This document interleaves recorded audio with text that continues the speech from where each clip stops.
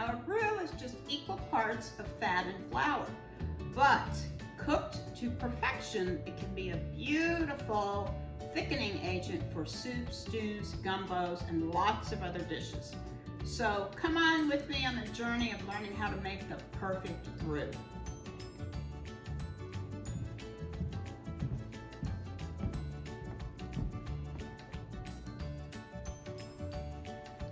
First, we want to start with our black iron skillet and our fat.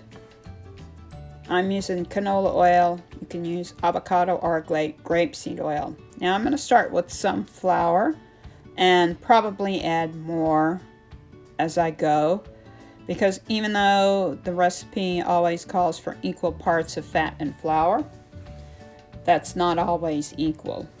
So you just have to learn how to kind of gauge by eye if you need more flour. And you see, one of the ways you can do that is if you see that there's more oil than you would really want. So I'm going to add a little bit more flour to see how I can incorporate it to more of a paste, because that's kind of what I'm looking for, is a paste. Now my favorite tools to make roux is a black iron skillet and a wooden spoon. This is tradition. So I'm mixing it up and it's still looking a little bit thin. You know, I like my roux a little on the thicker side. So I'm going to stir it up and break up all those bits of flour that's in there.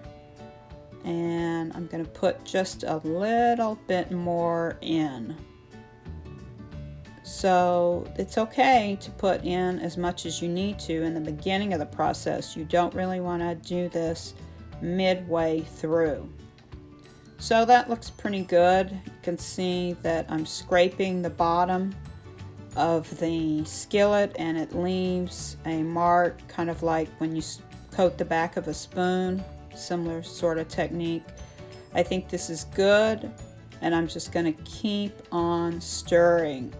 So the first stage of roux is going to be a blonde roux, and this is a blonde roux, so you want to cook it for at least a minute.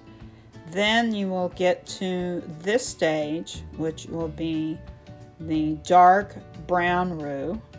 Now this will take about 20 or 30 minutes if you start with a cold pan with cold oil, but if you heat your oil and put your flour in, it will be a lot quicker, but you run the risk of burning it.